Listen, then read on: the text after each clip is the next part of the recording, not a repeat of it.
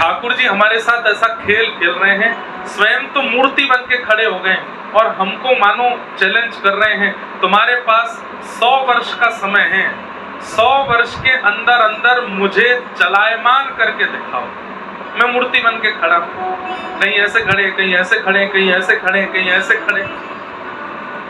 हम भक्ति के प्रभाव से, हम नाम के प्रभाव से, हम गुरु कृपा से, अगर इन ग्रंथों की कृपा से ठाकुर जी को चलायमान कर देते हैं तो हमारी विजय हो जाती है। और वो चलायमान होने को तैयार हैं, पर हम कर नहीं पाते। ठाकुर जी जड़वत खड़े हैं हमारे सामने, लेकिन भगवान का परम स्वरूप चैतन्य है, जड़ नहीं। एक बार एक भक्त था, लड्डू गोपाल जी की सेवा करता था, पर उसके जीवन में इतना कष्ट था, इतना दुख था, वो रोज लड्डू गोपाल जी से प्रार्थना करना था, मेरे जीवन में सुख आ जाए, मेरे जीवन में सुख आ जाए।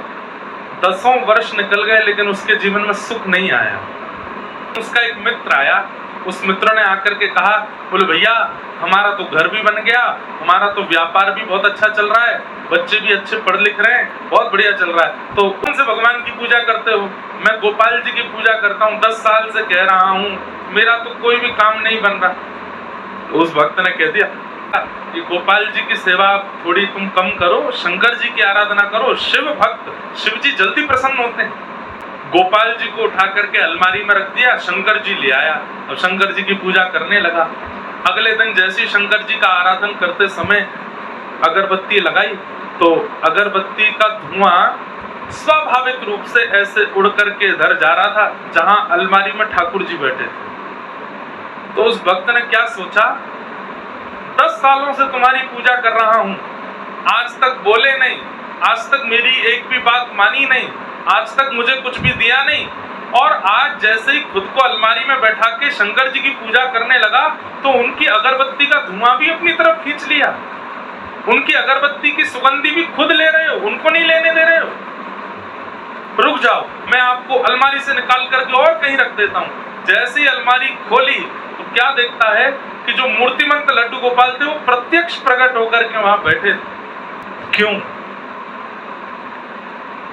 क्योंकि 10 साल उसने सेवा करके ठाकुर जी को मूर्ति ही माना था।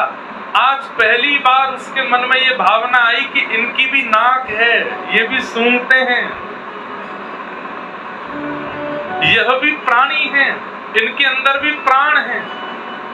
उसके अंदर ये भावना आ गई कि मैं दूसरे देवता की सेवा कर रहा हूं तो इनको शायद जलन हो रही है। ये जलन होना, किसी धुआं को अपनी तरफ खींचना, सुगंधी सूंघना, ये चैतन्य का स्वरूप है, ये जड़ का स्वरूप नहीं है। आज 10 साल बाद उसने ठाकुर जी को चैतन्य माना, इसलिए प्रकट हो गए ठाकुर जी। इससे ये बात प्रमाणित होती है। हम आज तक अपने ठाकुर जी के प्रति चैतन्य बुद्धि कर ही नहीं पाए हैं, इसलिए ठाकुर जी जड़ ही रहते हैं।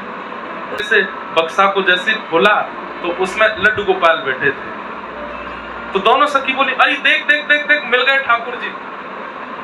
तब पहली सखी दूसरी सखी से बोली, अरे देख, या बाबा ने छोटे से बक्सा में ठाकुर जी रख दिए तो ठाकुर जी के हाथ पैर टेढ़े मेढ़े है गए, और लड्डू गोपाल तो ऐसे ही रहते हैं। दूसरी बोली, मेरे पास घी है, मैं इनकी नेक मालिश करके इनके हाथ पैर सीधे कर दूंगी। और घी लेकर के आई और ठाकुर जी को मालिश करी, हाथ में लगा, पैरन में लगा, मुख पे लगा। अब उसके मन में ये नहीं था कि लड्डू गोपाल ऐसे ही रहते हैं, उसको था कि ये छोटे से बक्से के कारण इनके हाथ पैर ऐसे हो गए। इस भावना से घी लगाया तो ठाकुर जी सीधे हो गए, हाथ भी सीधे हो गए, पैर भी सीधे हो गए। अरे बाबा आ गए, बाबा आ गए। बाबा ने आके कही, मेरा झोला निकाल लिया, क्या निकाला इसमें से? और जैसे खोल के देखा तो बक्सा रखा था, तो उनको डर लगा कि कहीं ठाकुर जी तो नहीं ले गए। जैसे ही खोल करके देखा तो जो लड्डू गोपाल थे वो सीधे खड़े थे, दोनों हाथ भी सीधे, पैर भी सीधे। बाबा बोले, ठाकुर जी तो मेरे हैं, 40 साल से मैं सेवा कर रहा हूं, लेकिन इनके हाथ पैर सीधे कैसे हो गए?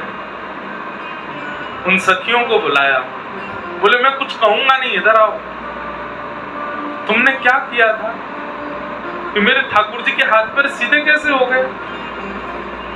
तो वो सखी बोली कि बाबा हमें तो ऐसी लगी कि आपने अपने ठाकुर जी इतने छोटे से डिब्बा में बंद कर दिए, उनके हाथ पैर मुड़ गए, तो हमें लगी कि हाथ पैर सीधे करने के बाद घी की मालिश कर दें, तो हमने घी की मालिश करी तो ठाकुर जी के हाथ पैर सीधे हो गए।